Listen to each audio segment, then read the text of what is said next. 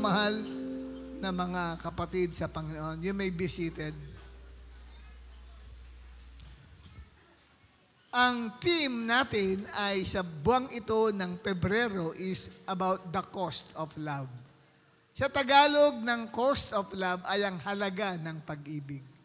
Dahil kinikilala yan ng maraming tao na ang month of February is the month of love. Because of the February 14 na sineselebrate ng marami ang Valentine's Day. Diba? Araw ng mga puso. Ngunit yung puso o pagmamahal na ating pong binababa dito sa gawain natin sa kabuuan ng buwang ito ng Pebrero ay hindi tumutukoy sa human love. Ang human love sa wikang Griego ay may tatlong iba't ibang katangian. Una ay yung phileo, which speaks about friendly love. Ito yung pagmamahal sa isang kaibigan, isang barkada, pag-ibig na nadarama mo sa kakilala mo at kaibigan mo. Friends lang kayo. Naka-friend zone lang yon. Tapos yung ikalawa na pag-ibig under this human love is called estorge. Nasa Greek word niya, ang kahulugan nun ay family love. Ito yung pagmamahal na naramdaman mo sa papa at mama mo, pagmamahal na naranasan mo sa mga anak mo, ito yung pagmamahal na nadarama ng magkakapatid. No? Sila po, ang tawag dyan ay estorge. At ang ikatlong uri ng pag-ibig na nakapaloob sa human love ay eros, na pinanggalingan ng English word na erotic o romantic love. Ito ay sexual love na kung saan ay nagkakaroon ng pagnanasa ang isang tao sa isang opposite sex na ito ay kanyang makatalik.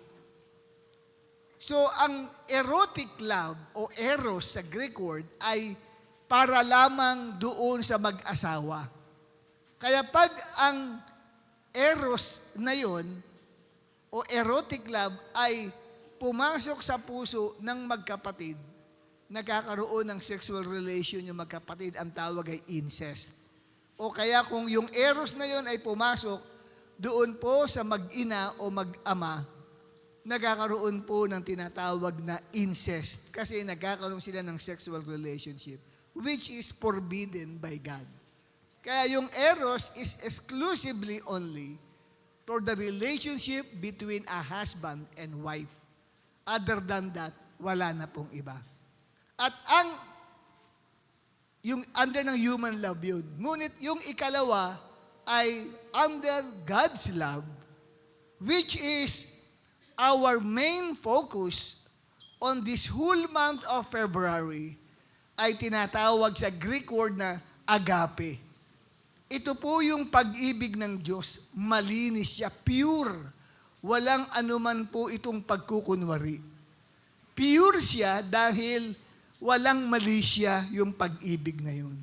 At yung isa sa karakteristik ng agape o God's love ay ito po ay sacrificial. Ganon. At commitment. Because love cannot be love without commitment. And that is God's love. Kasi si Lord, pag sinabing mahal ka niya, hindi yun under emotion niya. Ito ay kilos ng kanyang will. Gusto kanyang mahalin kahit sino ka man, kahit nagkasala ka, because He's committed to love you. That is the true meaning of God's love. At pag ang tao ay wala niyan, ang love lang niya ay nakabase sa emotion. Kaya pag nagising siya isang araw, feeling niya hindi niya na mahal ang asawa niya, makikipaghiwalay na siya. Why? Because the foundation of his love is emotion, which is based on the human love.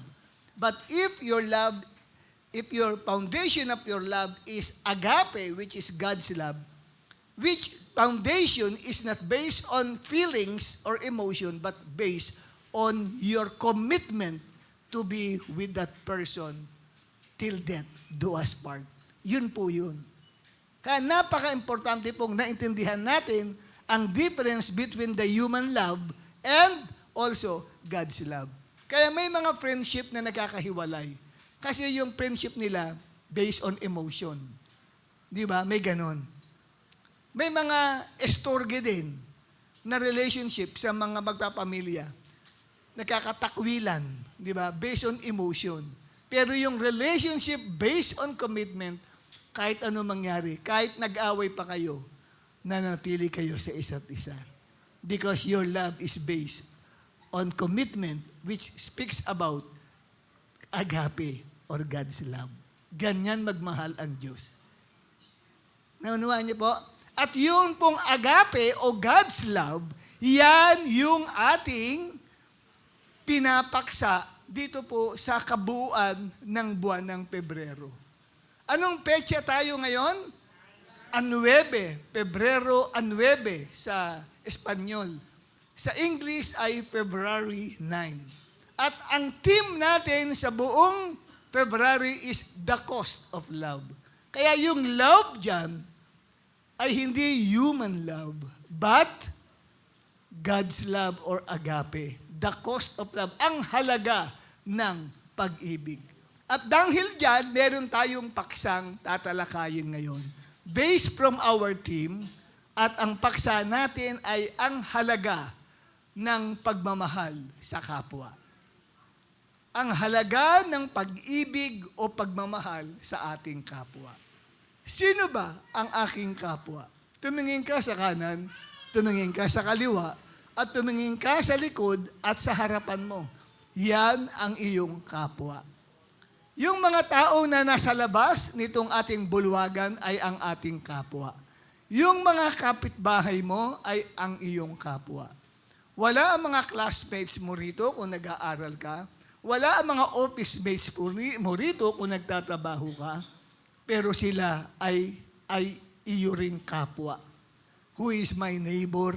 Sila po yun. At ang ating paksang tinatalakay ay ang halaga ng pagmamahal sa kapwa. At magugulat kayo sa text na aking gagamitin sa inyo. Kasi, usually, yung text na gagamitin ko sa inyo ay hindi ito halos na ipangangaral patungkol sa pagmamahal sa kapwa. Kadalasan lang po ito ay patungkol sa pagsunod sa Diyos lang ang ating natatalakay, but not about loving God. Pero yun ang mensahe ng aklat ng Luke 9, verse 23 at Matthew 16, verse 24. Tunghayan ho natin, mga kapatid, ang aklat ng Lucas 9. Lucas 9, 22 to 24. Babasahin natin sa mabuting balita, Biblia. Yung outline ng ating topic ay manggagaling po dyan sa ating babasahin. So, ibig sabihin, yun pong balangkas o yun pong pagpapaliwanag ay manggagaling dyan sa tekstong iyan para maintindihan natin kung bakit winika ng Panginoong Hesus ang bagay na yan. So, simulan natin sa verse 22 at hanggang verse 24. But our main text to be discussed and to be exposed ay ang verse 23. Ang sabi rito, 1, 2, 3. Ang anak ng tao'y dapat magdanas ng matinding hirap. Itakwil siya ng mga pinuno ng bayan, ng mga punong pari at ng mga tagapagturo ng kautusan. Siya ay papatayin, ngunit sa 3 araw ay muli siyang mabubuhay. Verse 23. At sinabi niya sa kanilang lahat, ang sinumang nagnanais sumunod sa akin ay kinakailangang itakwil ang kanyang sarili. Pasanin araw-araw ang kanyang krus at sumunod sa akin. Ang naghahangad ng magligtas na kanyang buhay ay mawawalan nito, ngunit ang mawala ng kanyang buhay alang-alang sa akin ay magkakamit nito. So dito, kapatid, nakita natin, una sa verse 22, ang sabi, ang anak ng tao, ay kinakailangan daw po na siya ay magdanas ng matinding hirap, itatakwil siya ng mga pinuno ng bayan at ng mga punong pari at ng mga tagapagturo ng kautusan. At siya ay papatayin, ngunit sa ikatlong araw ay muli siyang mabubuhay. Sino yung anak ng tao yan? Tumutukoy sa ating Panginoong Hesukristo.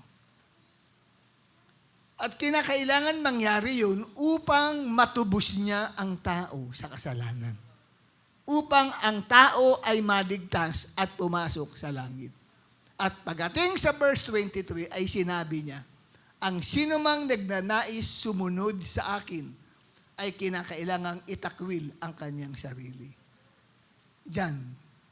Makita ho natin dito kapatid na may tatlong bagay na pinag-uutos ang ating Panginoong Hesukristo dito sa Luke 9:23. At hindi lamang Luke 9 kasi merong kaparehas pong talata din yan sa Mateo 16, talatang 24. May tatlong bagay na pinag-uutos ang ating Panginoong Hesukristo at sisimulan natin sa huli, hindi po sa unang-una. Bakit? Kasi mahalaga po yung huli para maipaliwanag sa inyo. Sa inyo, ano yung konteksto ng binanggit niya na kailangang itakwil mo ang sarili mo, pasanin mo ang iyong krus araw-araw. So bago yun, natin talakayin, ito muna. Pinag-utos niya na sumunod tayo sa Kanya. Simulan natin sa huli, ipinag-utos niya to follow Him. O sumunod tayo sa Kanya. Makita natin yan sa Luke 9:23 at Matthew 16:24. Ano ang sabi? Gagamitin natin ang English version, New International Version. Then He said to them all, whoever wants to be my disciple must deny themselves and take up their cross daily and follow me. At sa Matthew 16:24, then Jesus said to His disciples, whoever wants to be my disciple must deny themselves and take up their cross and follow me. So yung dulo, yung follow me, yun muna ang ating pag-uusapan.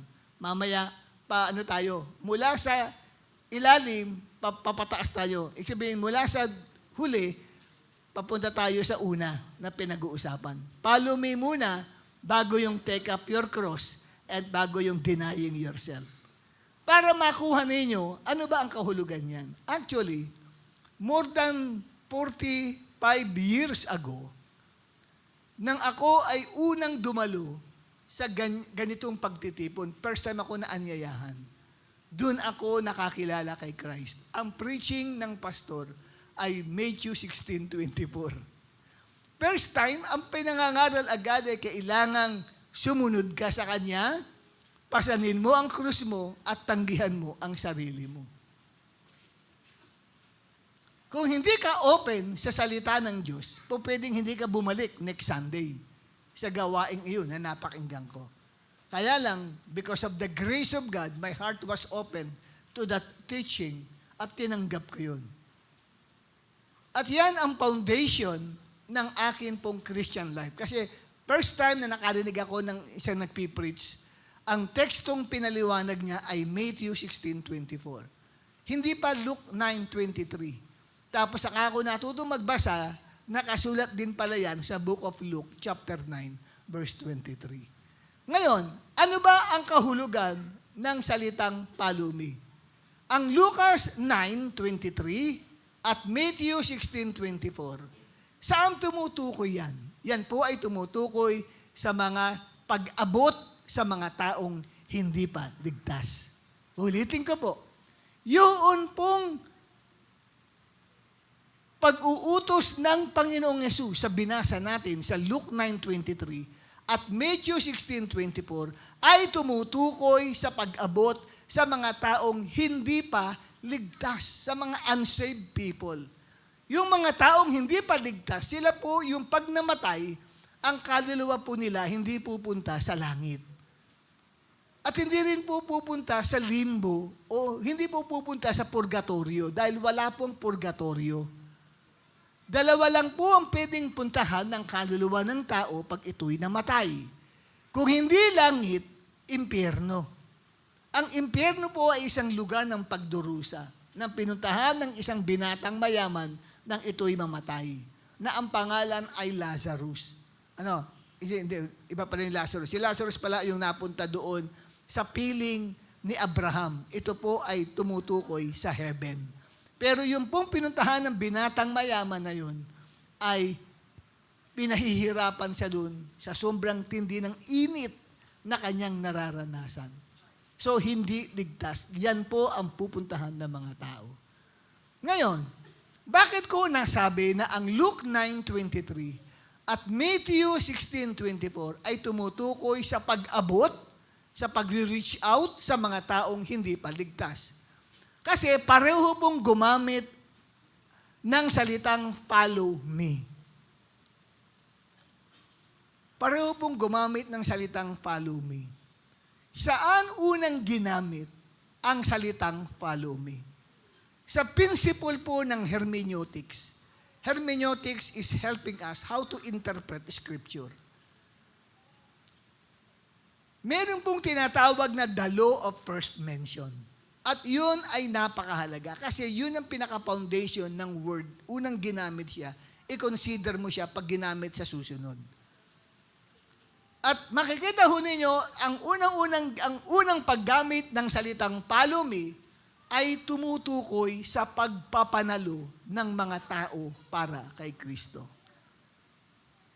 Ulitin ko po, ang unang paggamit ng salitang follow me ay tumutukoy sa pagpapanalo ng mga tao para kay Kristo.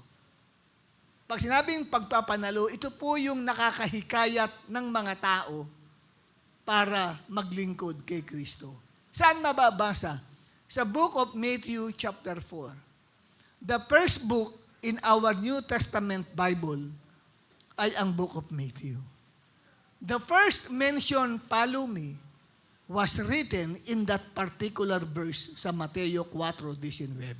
Anong sabi ni Jesus? Come, follow me. Halika kayo, sumunod kayo sa akin. For what? Para mag-serve sa Kanya. Kasi kadalasan, ang paliwanag natin pag sinabing follow me, mag-serve ka Kanya. Pero sa totoo lang, yung sinasabi ni Jesus na follow me, anong ibig sabihin yun? Follow me and I will send you to fish for people. Sumunod kayo sa akin kasi sinusugo ko kayo para mangisda. Hindi po yung literal na isda, kundi mangisda ng mga tao. Ano ang ibang salin ng Tagalog ng mangisda? Manghuli ng tao. Yun po ibig sabihin, to fish for people.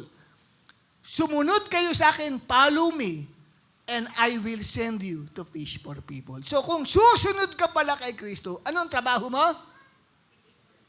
Hindi dumalo lang ng Sunday service. Hindi dumalo ng prayer meeting. Hindi maging manggagawa lamang na ikaw ay nag-usher, ikaw ay gumagamit sa media, ikaw kapatid ay nagpapaawit, tumutugtog. Hindi po yun lamang ang follow me ni Jesus Christ, pagsunod sa Kanya. Ang purpose pala kung bakit sabi ni Jesus, follow me, for I will send you out to fish for people. Yan palang ibig sabihin ng follow me, sumunod ka sa akin. Kasi gagawin kanyang mamamalakaya o fisherman ng mga tao. Gagawin kang tagapaghuli ng mga tao. Yun ho pala ang kahulugan ng follow me. Ngayon, makita ho ninyo rito mga kapatid, mahalaga pala na nauunawaan natin yung Luke 9:23. Nang sabihin ni Jesus, follow me, hindi po tumutukoy dyan na ikaw ay dadalo lang ng pagtitipon, ikaw ay magiging manggagawa lang sa loob na 4 na sulok ng simbahan, hindi po pala lang yun. Kundi ang talagang purpose ng follow me ay gawin kang mamamalakaya o gawin kang fisherman ng mga tao. Yun ang kahulugan. That is the first mention of the word follow me. At yung sumunod na another follow me ay nasa Mateo 16 na, talatang 24. Di ba? Ang sabi ni Jesucristo sa Matthew 16:24, if anyone will come after me, let him deny himself and take up his cross and follow me. So, follow you. Lord, anong gagawin ko to follow you? Anong gagawin to follow Jesus? To fish for people. That's it. Yun po yun, mga kapatid. Kaya yung binasa natin na Lucas 9:23 ay tumutukoy sa pagpapanalo ng mga tao kay Kristo. At hindi pala simple ang pagpapanalo ng mga tao kay Kristo. Dahil may 2 utos pa siyang dapat gawin para magawa mo yun. Don't ever say, I follow you, Lord, na hindi ka naman nagpapanalo ng tao para sa Kanya. I follow you, Lord, kaya po nag-apply akong usher. No, kulang yun. Yung ushering mo is only a fraction of your following Christ. But the ultimate following of Christ is to win souls upang magpanalo ka ng mga tao kay Kristo. At makita ho ninyo kapatid, hindi basta-basta sinabi agad ni Jesus, sumunod kayo sa akin at gagawin ko kayong fisherman. May ikalawa pa. Okay, tayo ay umusad patalikod. Ang ikalawa na pinag-utos niya, kapatid, ay take up their cross daily. Pasanin mo ang krus mo araw-araw. Anong sabi ng Luke 9:23? Dariyan, no? Nakita niyo yung follow me nasa dulo. Sumunod kayo sa akin. Ang kasunod ng follow me na yan is, I will make you to fish people. Yun po yun eh. And then, paano ka makakasunod? Kailangang pasanin mo ang iyong krus. Hindi mo papasanin ang krus ni Kristo. Kanya yun. May krus kang dapat mong pasanin. Alam natin si Jesucristo ay namatay sa krus. Anong dahilan? To save people. Nanawahan nyo? Kaya when we see a cross, it symbolizes Jesus' sacrifice, Jesus' death. What's the purpose na si Jesucristo ay namatay sa cross? Ang layunin ay iligtas ang mga taong hindi ligtas. Yun ang ibig sabihin ng cross. Ngayon, tayo kapatid, kinakailangan din nating pumasan ng krus upang magamit tayo sa pagliligtas ng mga tao. Naintindihan niyo po ako, mga minamahal? Kaya importante maintindihan mo yan. Ngayon, ano ang krus na dapat mong pasanin araw-araw? Ano ba ang krus na dapat nating pasanin? Ang krus ay ang ating willingness to sacrifice our time. Your cross, yung krus na papasanin mo, ay yung kagustuhan mo. Voluntary yun, na papasanin mo ang iyong krus kung saan ay iyong isa-sacrifice ang iyong oras. Paano mo isa-sacrifice yung oras mo? Mag-spend ka ng oras for prayer for the lost people. Mga mahal mo sa buhay na hindi pa nakakakilala kay Jesus. Na alam mo, pag ito ay namatay, pupunta sa impyerno. Maghihiwalay kayo. Gusto mo magkaroon kayo ng reunion, kaya kailangang mag-ukol ako ng oras para sila'y ipanalangin ko sa Diyos na sila ay hipuin ng Panginoon. Magsasacrifice ka ng oras. Kasi alam natin, time is gold. Lalo na sa mga taong busy, time is gold. Maraming ginagawa. Ang oras ay ginto para sa kanila. Ngunit, bagamat panahon na para ikaw ay magpahinga at matulog, pero babangon ka sumandali sa iyong higaan at magpe-pray ka para sa mga taong iyon, lalo na loved ones mo. Ang asawa mo, hindi mo pa nadadala sa Panginoon. You must be willing to sacrifice your time. Magkaroon ka ng time para ipag-pray sila. At magkaroon ka ng time para sila ay iyong ma-sharean. At ano pang sasacrifice mo? Ang iyong rest. Ang iyong pagtulog. Naalala ko si John Knox. Isa pong missionary sa lugar ng Scotland. Noong panahon na ang reyna nila ay si Mary of Tudor. Si Queen Mary of Tudor, ang reyna ng Scotland. Madaling araw, nagising ang misis ni John Knox. Kasi may narinig siyang umuungol-ungol. Nang tignan niya yung higaan niya, wala ang mister niya doon.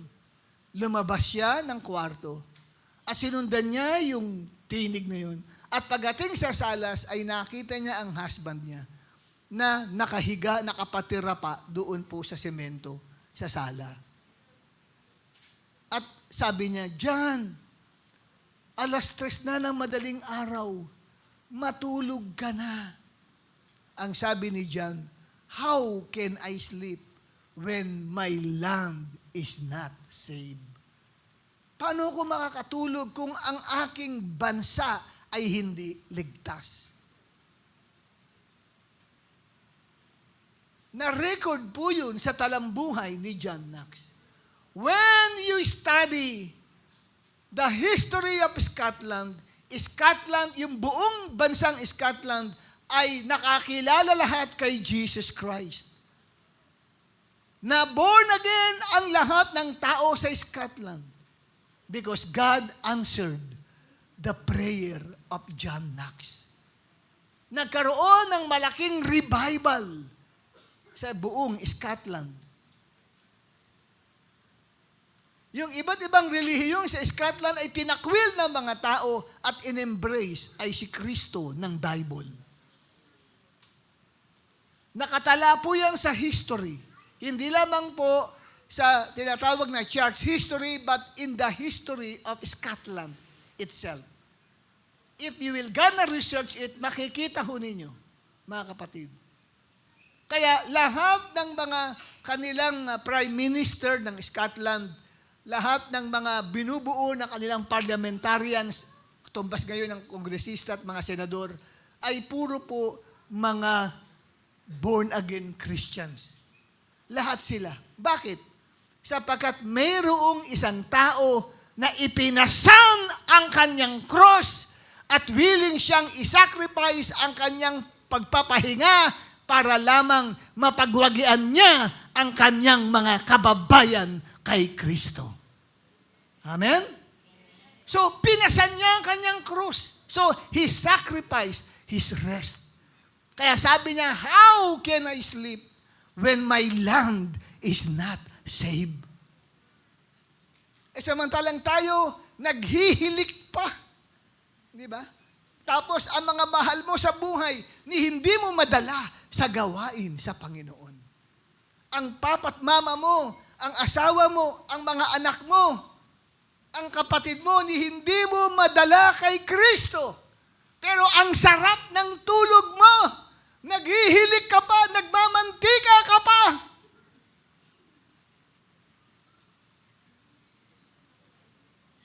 Now is the time for us to carry our cross.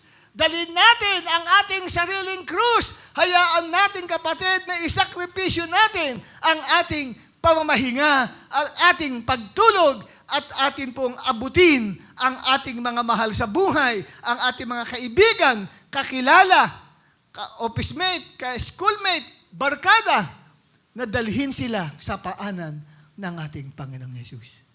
Hindi lamang po rest ang sinasacrifice, Pag sinabing, pasanin mo ang iyong krus, isakripisyo mo pati ang iyong pleasure. Sa Tagalog ang pleasure, ang iyong mga kalayawang ginagawa. Saan ka ba, kapatid, nasisiyahan? Sa pananood ng telebisyon? Sa pagsiselfon mo? Tuwang-tuwa ang puso mo at nanonood ka sa YouTube? At binabasa mo lahat ng mga posts sa Facebook? Enjoy na enjoy ka. Nakaka8 oras ka na. Walang kasawa-sawa doon sa iyong paggagadget. Ang sabi ni Kristo, if you want to follow me and to make you fishers of men, take up your cross daily. Pasanin mo ang krus, hayaan mong matanggihan mo yan. Hindi ko sinasabing huwag kayong magse-cellphone. Hindi ko sinasabing huwag kayong magpe-Facebook. Pero tiyakin ninyo, may oras kayo para mag-share sa mga taong hindi pa nakakilala kay Kristo. Kasi yung taking up your cross, sinagsasakripisyo ka eh. At inasakripisyo mo pati ang mga hilig mo, yung hobbies mo. May isang lalaking kilalang-kilala nung kanyang kapanahunan, si C.T. Studd. C.T. Studd. Hindi ko na alam, kalimutan ko yung first name na C. Christian ata ang pangalan, Christian T. Studd. C.T. Studd. Ito po ay sa England. Mayamang tao. Ang hobby po niya ay mangangabayo siya. Sumasali siya sa mga patimpalak. Katulad po ng sinamahan ni Jaworski, yung asawa ni Robert Jaworski, yung kuwang ko, si Mikey, yung, di ba, sumasakay sa kabayo, yung, ano ba tawag doon? Equestrian yon. Yun po yung hilig, yung hobby ni C.T. Studd kasi mayaman. And then, inanayahan siya ng kaibigan niya. Attend ka naman ng Bible study, kahit one time lang. Sabi niya, busy ako, magpe-practice ako nung sumakay ng kabayo kasi mapapalaban ako sa equestrian. Sige na, please. Sa madaling sabi, just to please yung kanyang friend, sumali siya sa Bible study. And in that Bible study, God opened his heart sa salita ng Diyos. Na-receive niya si Jesus Christ sa puso niya. Nung tinanggap niya si Jesus, nangusap sa kanya si Lord. Sabi sa kanya ni Lord, I want you to become a fisher of man. Sabi niya, Lord, paano ako magpapanalo ng tao? Dadaling kita sa China. sabi sa kanya, dadaling kita sa China. What? Ano na, pangungusap na ng Lord sa kanya yun. Sabi niya, what? In China? Siyap-siyap ng buhay ko rito sa London. At sabi sa kanya ni Lord, if anyone will come after me, let him deny himself and take up your cross. Sabi niya, Lord, ano yung cross ko na kinakailangan ko i-sacrifice? Your hobby of equestrian. Kasi you cannot follow me. You cannot be used by my spirit para magpanalo ng mga tao kay Kristo kung hindi mo isasakripisyo ang paborito mong hilig na yan na equestrian. Naging masunurin siya sa Panginoon. So he gave up. Kahit i-research nyo yung kanyang buhay, i-google nyo si C.T. Studd. S-T-U-D-D, yung apelido, Studd. Mababasa nyo doon, ginave up niya ang kanyang hobby, ang kanyang favorite na hilig na sports na yun. At siya'y nagpunta ng China. At ano nangyari sa China? Doon siya na-persecute at doon siya namatay. He gave his life. He sacrificed his life. Naintindihan niyo po, kapatid, ang ibig sabihin ng Luke 9:23, na kahit ang Diyos nangungusap, pinapaliwanag yung verse sa Bible. Kaya nga tayo, pag di natin naintindihan ng Scripture, tatanong tayo kay Lord, hindi sa tao. Anong kahulugan nito? Anong kahulugan nito, Kuya Jewel? Hindi, tanongin mo ang Lord, Lord, anong kahulugan nito? At sabi nga niya, Lord, anong ibig sabihin ng Luke 9:23? Sinasabi sa kanya ni Lord, pinaliwanag sa kanya. At pinapaliwanag ko naman sa inyo ang kahulugan ng Luke 9:23. At ano pa ang dapat isakripisyo? Ang pera. Paano sa sakripisyo? Hindi na ako hawak ng pera. Hindi. Dapat marami kang pera. Bakit? Gagamitin mo yan para magpanalo ng tao kay Kristo. Hindi mo makuha sa sharing, wala kang gifts of healing, gamitin mo ang pera. Sama ka sa akin, ayaw sumama, dadalhin kita sa Max Restaurant. Uy, sige, sama ako. Ayun, sumama. At dun mo siniran. Habang sumusubo siya, tanggapin mo si Kristo. Pag hindi na tinanggap, ikaw magbabayad niyan. Ginagamit niya ang pera to win souls. Amen? Ang tawag doon ay sakripisyo. Oo, nawalan ka ng pera. Pero ang kapalit, may napatanggap kang soul para kay Christ. Amen po ba? Hindi sinasabing isacrifice ang pera at wag ka na magkaroon ng pera. Hindi. Pag wala kang pera, ang hirap mag-win ng soul. Mas madali pag may pera ka. Gagamitin mo. Mag-aanyaya ka ng isang tao, ayaw sumama. Lord, anong gagawin ko sa kanya? May pera ka ba? Opo, Lord. Bilang mo ng milk tea. Pangakuan mo ng milk tea yan. Sasama sa iyo yan. Oh, anong sabi mo sa kanya? Sige, tapos natin umatin ng church, bibilang kita ng milk tea. Ay, talaga? Sige, sasama ako. Eh, nahuli na siya. Nung nandoon siya, hinihipo na siya ng Diyos sa pangangaral ng salita ng Diyos. Hinihipo siya ng Diyos sa pagsamba. Amen? Kaya kahit bilan mo ng milk tea, hindi na siya masaya sa milk tea. Ang mahalaga, natagpuan niya at nakilala niya si Jesus Christ bilang Panginoon at tagapagligtas ng kanyang buhay. Tingnan mo ang katabi mo, saan ka nakuha? Sa libre? Ka ba nakuha? May pinangakuan ka ba kung bakit ka napagwagian? Bakit ka sumama sa kanya? Bakit ka sumama sa ate mo? Ano pinangako sa'yo? Ha? After na isama mo siya, kakain kayo. Yun ang pinangako. Ginamit mo ang pera. Sinakripisyo mo ang pera. Yun ang sinasabing pasanin mo ang iyong krus. Amen? O, pagwagian ni Maria Claudine, si Maria ka rin ba? Marian. Si Marian to eh. Marian ba to? Hindi ba Marian? Marian Rivera ba yan? Ano pangalan nga pala ng ate? Si Cheska. Napagwagian niya, nakuha niya sa pagkain lang. Pinakakuha niya. Kasi bakit? Gusto niyang madala kay Christ. Libre ba yun? Papakainin niya, siyempre magbabayad siya. Yan ang tinatawag na sacrifice. Yung nagpasan ka ng cross. Tapos, ano ba kapatid? Studies. You need to sacrifice your studies. Hindi ibig sabihin, mga estudyante, iwan na ninyo ang inyong pag-aaral. Minsan ganyan ang paliwanag nung araw eh. Sacrifice your studies and follow Jesus.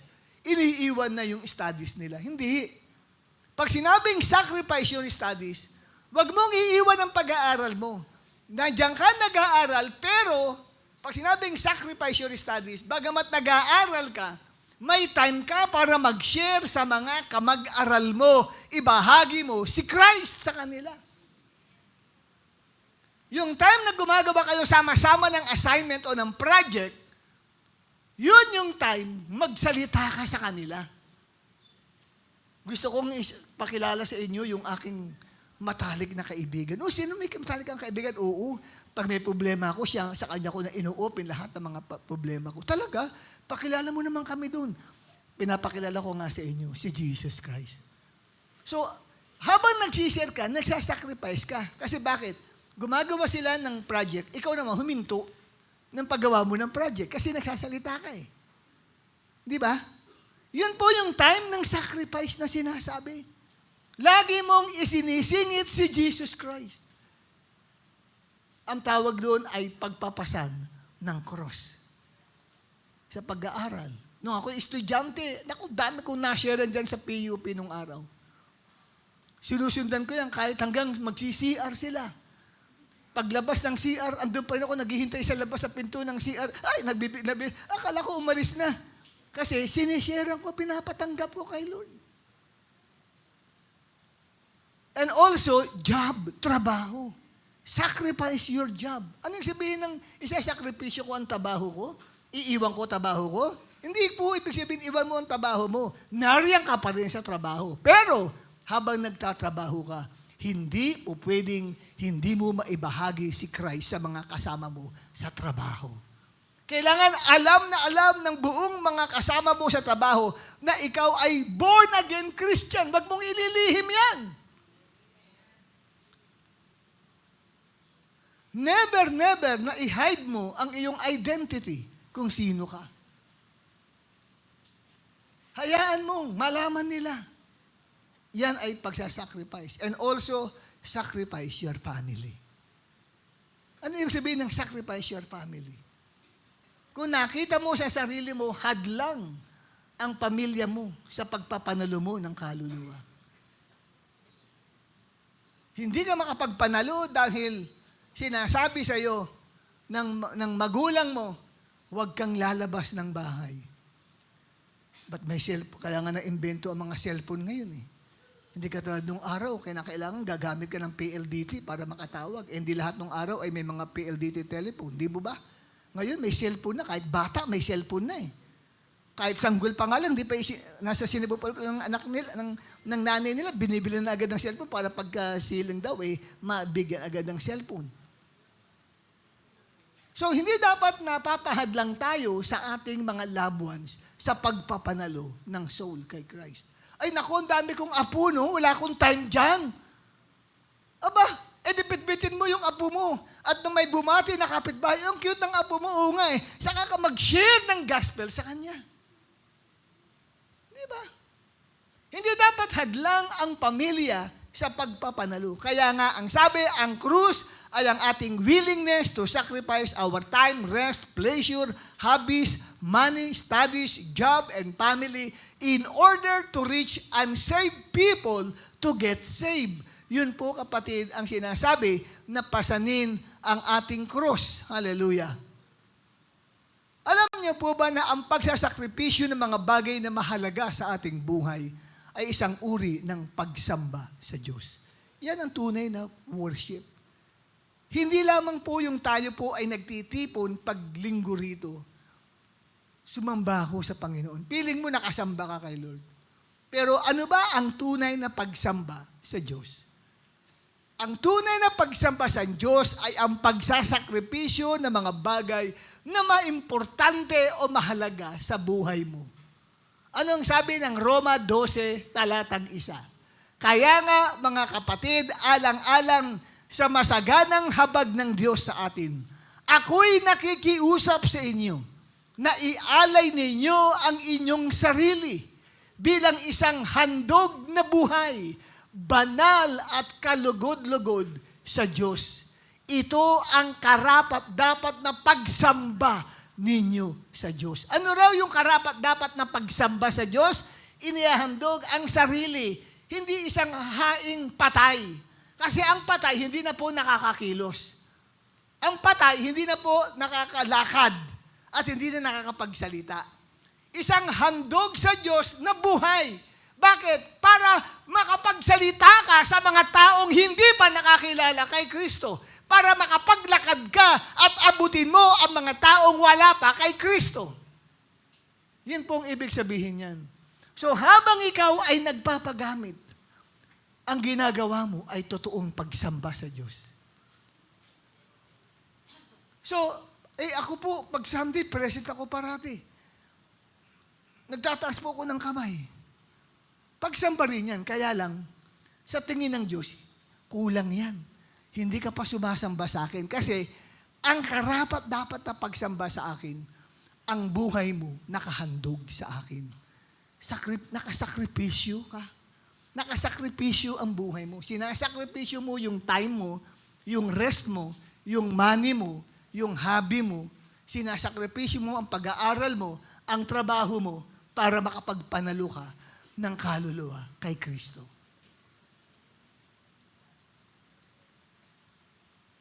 At yan daw po ang tunay na pagsamba.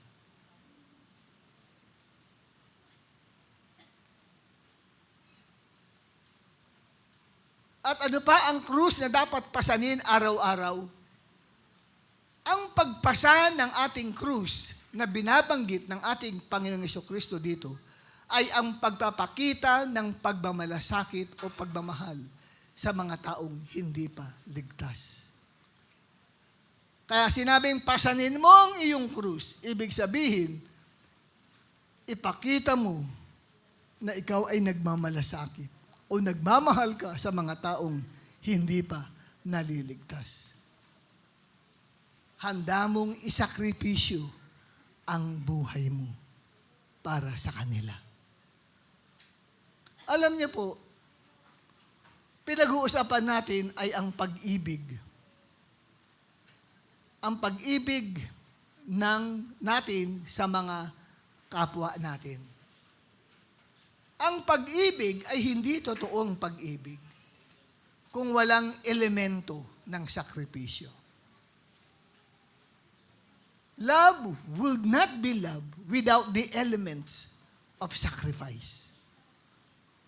Kung papaano na ang pag-ibig ay hindi totoong pag-ibig kung walang commitment. Tama po ba ako? Because love is commitment. Yun ang God's love eh. Yun ang agape love eh. Love is not emotion. Love is commitment. The act of the will. Gusto ko para sa iyo to. Wala man ako nararamdaman pero committed ako sa iyo. That's it. That is agape love. Pero aside from commitment, sacrifice is one of the elements of real or genuine love. Kaya ang linaw ng sinasabi dyan, basahin nga natin yan. 1, 2, 3. Ang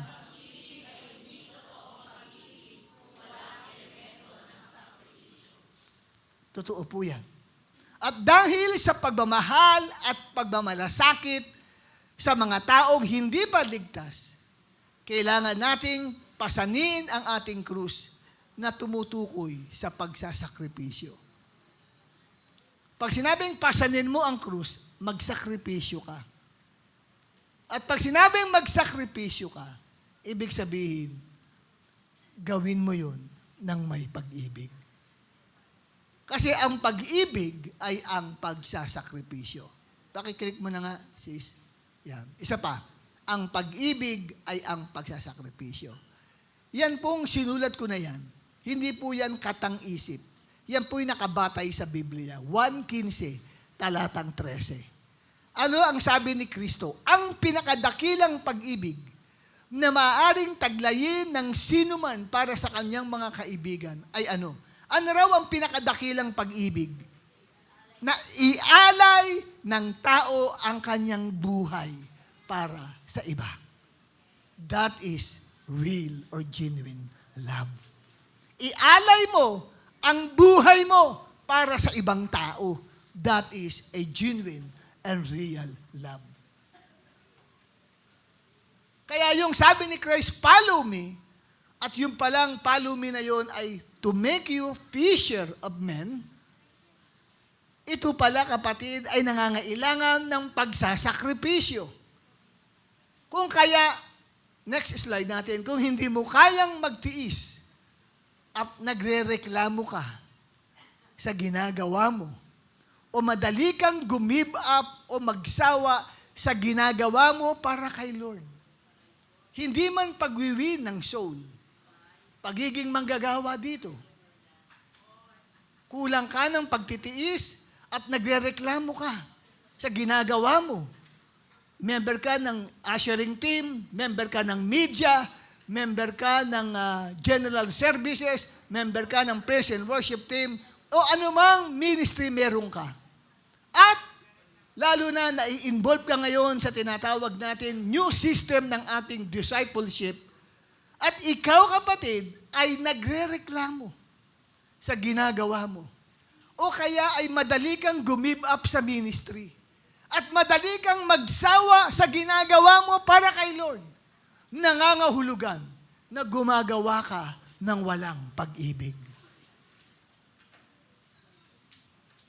Kung yung ministry mo na in-applyan dito sa church,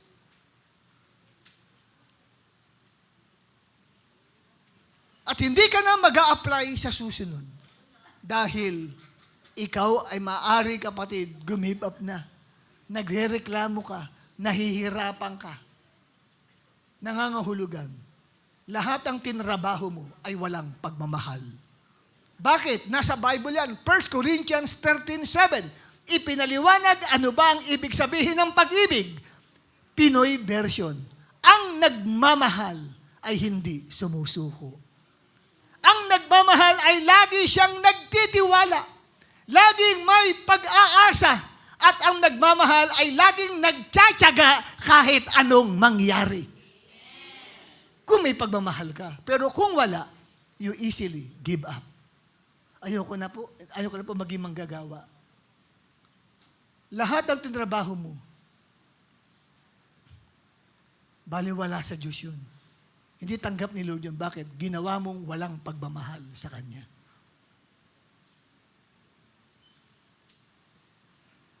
Sawa na po ako sa aking ginagawa. Lagi na lang ako naglilinis tuwing linggo ng comfort room. Lagi na lang ako nag-i-smoke dito. Ayoko na po. Sawa na po ako. Sayang naman ang ginawa mo. Burado na yun. Gagantin pala ang kasana ni Lord. Bakit po? Kasi ginagawa mong walang pagmamahal. Hindi po. Mahal ko nga po si Lord eh. Hindi mo po pwedeng baliwalain ang sinabi ng unang Korinto 13, talatang 7. Ano raw ang ibig sabihin ng pagmamahal? Ang pagmamahal ay nagtsatsaga kahit anong mangyari. Ang pagmamahal ay hindi sumusuko. Ang pagmamahal ay lagi kang nagtitiwala at lagi kang umaasa. Amen? Yun ang tunay na pagmamahal.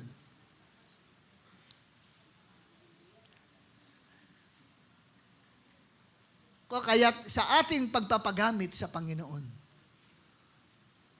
magkakaroon po tayo ng new system ng cell grouping sa church. Kaya nga po, meron pong isinasagawang School of Discipleship para i-introduce sa inyo yung bagong sistema ng pamamaraan ng atin pong church, paano ang pangangalaga at pag-aabot sa mga taong hindi pa nakakilala kay Kristo. At meron po tayong manual na ginawa dyan. At yun po ang pwedeng gamitin upang yung mga taong nailapit mo kay Christ ay maging matatag at matibay at hindi mawala sila sa paglilingkod sa Diyos. Kung in the past, puro ka reklamo, in the past ay gumigib up ka na, nagsasawa ka sa ginagawa mong pagsisel group, past na yun. Maaaring napatawad ka na ni Lord dahil ginawa mong walang pag-ibig. Ngunit ngayong magsisimula tayo sa bagong cell group system sa church, tiyakin mo, gagawin mo yan dahil sa pag-ibig.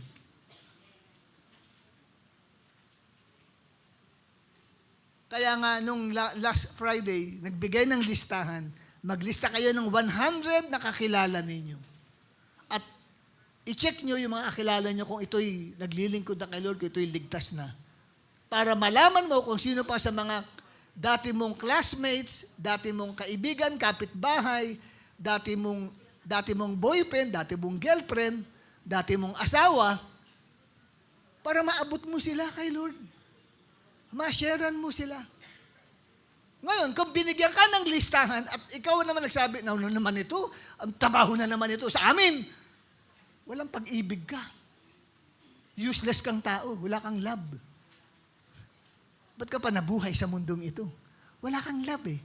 You know, the useless life is only for those who have no love in their hearts. Mali si Benjamin Disraeli nang sabihin niyang, the only useless life is for women. Hindi ko matanggap yun. Tanggap niyo ba yun, mga babae? Sabi ni Benjamin Disraeli, former Prime Minister of England. Sabi niya, the only useless life is for women. Tanggap mo yun, Ana? Hindi. Dapat the only useless life is for those who have no love of God in their hearts. Kasi bakit? Walang saysay kung wala kang pag-ibig. Lahat ng ginagawa mo, puro reklamo, puro give up, puro tinatamad ka sa lahat ng bagay kasi walang love eh. Nakisa pag-aaral mo, kung wala kang love dyan, pababayaan mo pag-aaral mo. Amen? Ano yun na ibig sabihin ng love? It's not feelings. It's your commitment. Kung wala kang commitment sa isang bagay, pababayaan mo. Yun ang love. That's the real definition of love. Commitment, not feelings. Feelings, di ba? Hindi damdamin. Uy, mukhang in love ako kasi talagang ang puso ko ay umaalma ang puso ko, tumatalo ang puso ko pag nakikita ko siya. Dinadaya ka ng sarili mo. That's not love. Love is commitment. Whether pangit o maganda yan, basta nag-decide kang committed ka sa kanya. Committed ka. Nang pinakasalan mo yan, ang kanyang size ay parang Coke. Wow! Yung bote ng Coke. Tapos, paglipas ng ilang taon, Coke pa rin, kaya lang nasa can na. Wala nang korte. Kahit wala na sa korte yan, yung katawan ng pinakasalan mong yan, you still committed to her o to him. Amen?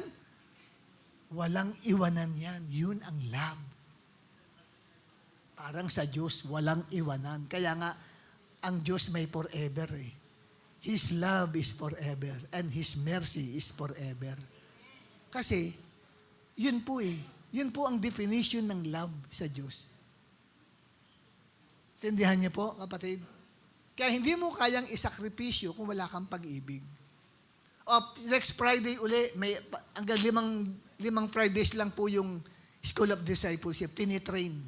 Meron po rito mga artista tayo, mga naging mga artista, dinidemonstrate nila paano mag-share, paano mag-abot sa mga tao, paano magsalita sa mga tao. Yeah, may mga artista tayo rito. Ang pangarap ko nga dyan, dati nakausap ko na ang media dyan, magpapalabas sa parang pelikula sa soul winning. Kaya lang, inactual na lang nila rito. Kaya lang, sumakit ang tiyan ko naman sa katatawa dito sa ilang sa mga nag-ano nito. Kasi parang real life story ang dating ng kanilang mga salita. Ganun. So, 5 Fridays yun. Magtiyaga ka. Huwag mong sabihin, nako, hindi ko kaya yung 5 araw na yan. Give up ka na, wala kang pag-ibig. Magkaroon ka ng pag-ibig dahil ang pag-ibig ay hindi sumusuko. Ang pag-ibig laging nagtitiwala, ang pag-ibig laging umaasa at nagtsatsaga kahit anong mangyari. Kasi mo sa katabi mo, next Friday, nasa School of Discipleship ka. Amen? Ang desire namin, lahat kayo present. Yan. Wala ba akong time sa soul? No. Yan ang sinabi ni Kristo. Tanggihan mo ang iyong sarili. Yan ang pinakauna pero hinuli natin. Ano ang bagay ikatlo na pinag-utos ng Panginoong Jesucristo dito? Next slide natin. Ang pinakauna pero hinuli natin ay you must deny themselves. Luke 9:23. Yan ang sabi ni Jesus, whoever wants to be my disciple must deny themselves. Anong sunod? Take up their cross, then follow me. Ang ginawa natin, follow me, take up their cross. And then, yung una, pero hinuli ko ngayon, as must deny themselves. Kailangan tanggihan ang sarili. Bakit ito ang inuna na ipinag-utos bago sabihin na pasanin natin ang ating cross at sumunod sa Kanya? Bakit yun ang inuna? Because we cannot carry our own cross if we are not willing to deny ourselves. Hindi natin mapapasan ang ating sariling krus kung hindi natin tatanggihan ang sarili natin. Anong ibig sabihin nun?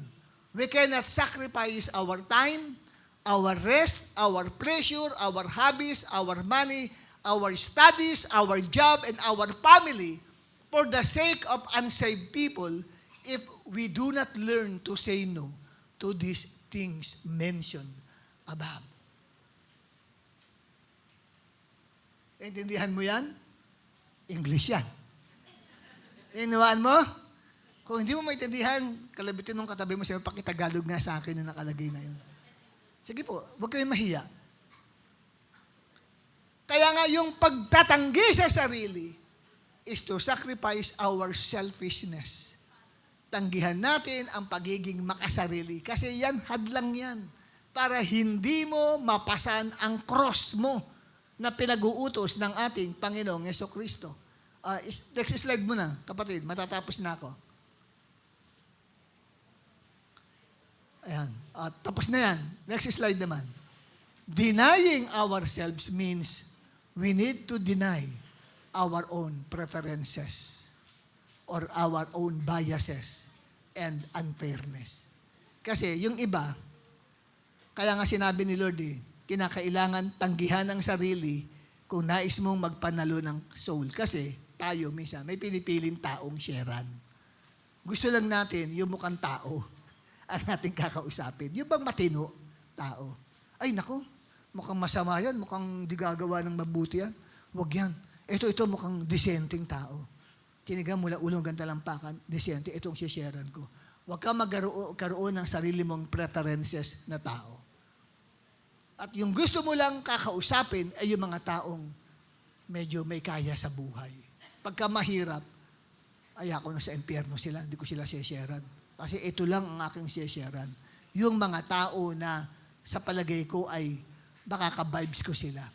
Sila lamang. Mali po yun, kapatid. You must deny your own preferences. Tanggalin mo yung iyong mga biases.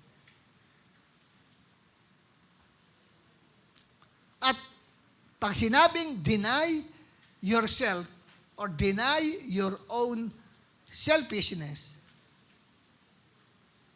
ibig sabihin nito, kapatid, ay kailangan yung pamilya mo, yung plano mo, mga ambisyon mo sa buhay, isang tabi mo muna yan.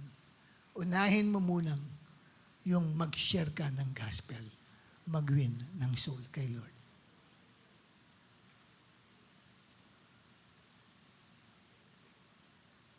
May trabaho ka. Halimbawa, si Brother Alan, nagta-tricycle. Pwede siya mag-tricycle umaga hanggang tanghali. Pagdating ng hapon, from 1 hanggang 5, pupuntahan ko yung mga kaibigan ko, sabi ni Alan, mga dati kong sineran. Dala-dala niya yung B1 na manual. Ito, sisira niya. In-spend niya yun. Tapos, trabaho siya uli. 6 hanggang 10 ng gabi. So, dininay niya yung kanyang selfishness. Kasi yung selfish na tao, sayang naman to, pagkakakitaan din naman ito. Halimbawa, may tinda ka ngayong umaga. Ayaw mo, hindi ako dadalo ng church kasi sayang naman kikitain ko ngayong umagang ito eh. Kaya magtatabaho na lang ako, magtitinda na lang ako ngayong umaga. Hindi mo kayang i-deny ang sarili mo. Kung hindi mo kayang tanggihan ang gusto ng sarili mo, hindi mo mapapasa ng krus mo. At kung hindi mo kayang ipasa ng krus mo, hindi ka magpapanalo ng soul, katulad ng binili ng ni Kristo. So yan po ay mahalagang bagay na malaman nyo. Hindi inuuna ang sariling kapritsyo. Kaya nga sabi rito, deny your own selfishness. Kaya next slide natin, following Jesus is following His example of losing His life for the sake of saving lost sinners. Yung follow me, di sumunod ka sa halimbawa ni Kristo. Ano ba ang halimbawa ni Kristong ginawa? Namatay siya sa cross para maligtas ang tao. Yun yung pinasusunod tayo. Amen? Kaya ano ang sabi? Sa conclusion ni Jesus sa verse 24, for whoever wants to save their life will lose it. But whoever loses their life for me will save it. Kaya hayaan mong mamatay ka sa iyong inaabangang palabas tuwing gabi sa TV. Pumunta ka ng Friday. Pumunta ka ng Tuesday prayer meeting. Ay naku, hindi ko na masusundan yung palabas na, ano bang palabas tuwing gabi? Mga alas 7 hanggang alas 9. Ano ba yung mga palabas dyan? Tapos na ba yung Black Rider? Tapos na yon. Yung Batang Quiapo, tapos na rin ano? Hindi pa? Yan, may mga sinusundan-sundan kang palabas. kailangan kang mamatay dyan para magawa mo yung sinabi ng Lord, sumunod ka sa akin. Kasi kung hindi mo kaya, mawawala ka ng buhay. Sabi niya, no, malulugi ka. Whoever wants to save their life will lose it. Ano yung to save their lives? Yung bang ma-maintain mo itong lahat ng mga kapritsyo mo sa buhay? Mawawala lahat yan sa'yo. Those who wants to save their life will lose it. But whoever loses their life, nawala sa'yo ang lahat ng yan. Pero, ang Diyos ang magpapalit ng mga bagay na nawala sa'yo. Amen? Tapat ang Diyos. Kaya yan, kapatid, ang tunay na pagmamahal sa kapwa. Pagpapanalo sa kanila. Mag-share ka. At ang conclusion natin dito ay isang question. Basahin natin lahat. 1, 2, 3.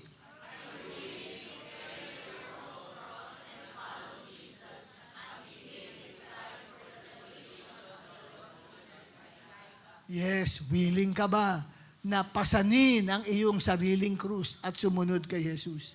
Kung papaano niya ibinigay ang kanyang buhay para sa kaligtasan ng mga taong makasalanan na katulad natin. Are you willing to carry your own cross? Gusto ko po, anong dapat kong gawin? Deny yourself. Tanggihan mo ang gusto ng sarili mo. Deny your own selfishness.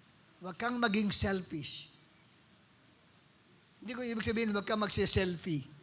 No? Hindi yun ibig kong sabihin. Yung selfishness, yung puro sarili ang inuuna.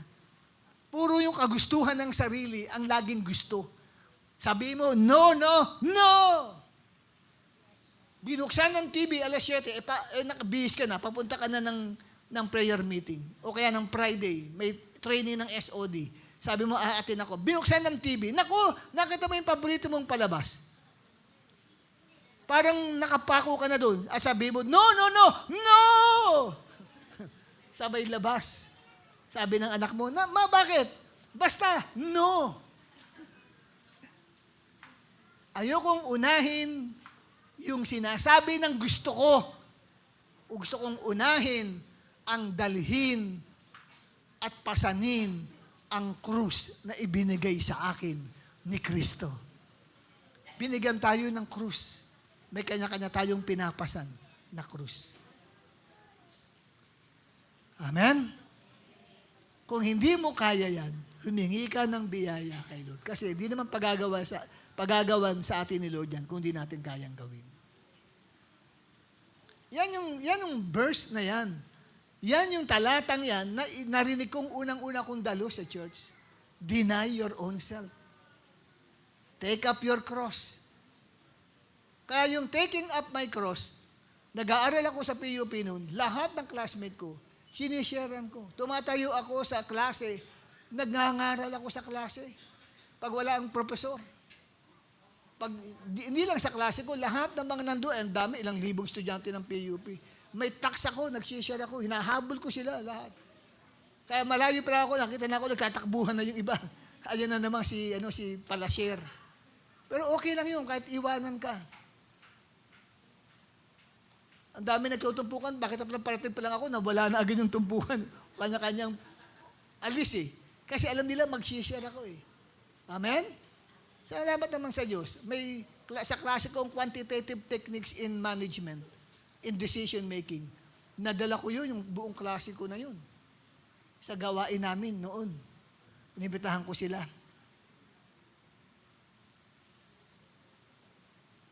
Mahigit 50 mga estudyante yun. Tumayo ako, nag-share ako sa kanila. Tapos sabi ko, sino sa inyo available ng linggo? Taasan ng kamay. Magkita tayo sa Stop and Shop sa ganitong oras. 1:00, kasi 2:00 yung gawain doon na pinaatinan ko. Hindi ako pastor noon. Ako po ay attendee lang noon.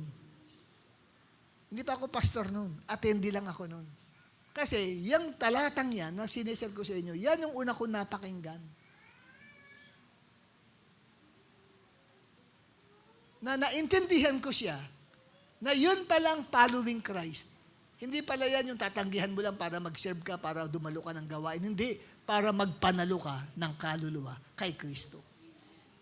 Yun ang puso ni Christ. Kaya nga sabi ni Christ, ako'y naparito upang hanapin at iligtas ang nawala. Alam niyo kung bubuksan mo lang ang puso ni Jesus Christ, kung ano nandoon? Souls. Souls ang nandun. Lost souls. Kung bubuksan mo lang ang puso ng Panginoon mo na tinanggap mo sa puso mo, lost souls ang nasa puso niya. Yun ang kanyang burden, yung kanyang passion, kaluluwa. Kaya nung siya nakabayubay sa krus, tayo ang nasa puso't isipan niya. Ikaw ang nasa puso't isipan niya na maliligtas. Natindihan niyo po yun. Kung bubuksan ang puso mo ngayon, ano makikita dyan? Mga lost souls? O walang makikita pag binuksan ang puso mo? Empty. Now, it's time for us, kapatid, na tayo araw-araw mag-pray para sa kaligtasan ng ating mga loved ones, kaligtasan ng ating mga kakilala, kaibigan, anything. Pag-pray natin sila kay Lord. Amen? At abutin sila sa Panginoon. Kaya in-encourage ko kayo, this coming Friday, meron na namang second day ng School of Discipleship Training. Paggamit kayo, ay matanda na ako, kapatid. Si Enoch, nagsimulang maglingkod kay Lord sa edad na 300 years old. Sino matanda sa inyo? Ikaw o si Enoch? Oh, when he was 300 years old, he started to serve God. Pagdating niya ng 300 taon, naglingkod siya sa Panginoon. Eh, ikaw sabi mo, matanda ka na, mas matanda pa si Enoch sa'yo, naglilingkod eh. Kaya hindi reason, matanda ka na. Amen? Kasi mo sa katabi mo, humanap ka ng matanda. Sige, humanap ka. Baka ma-open naman yan, no? Sabi mo naman, baka pwede ko kayo makausap. O may sabihin, tanda. Uy, tanda. Uy, wag ganun. Sinabi ka na, humanap ka ng matanda. At sabihin mo, maglingkod po tayo sa Panginoon. Amen? Tingnan yung mga bata. Tumayo nga mga kabataan dito. Tayo. Ito mga kabataan, no? Ayan. Oh, humarap kayo sa kanila. Sinasabi ng iba, ang paglingkod daw para sa mga kabataan lang. Hindi po. Para din sa mga matatanda. Ayan, puro mga kabataan yan. O yung iba, may tumayo din. Nagbabata-bataan ata. Ano eh? Ayun si Pastora tumayo eh. Nag-aabang pala ng comfort room. Okay? Sige, tumayo tayong lahat mga kapatid.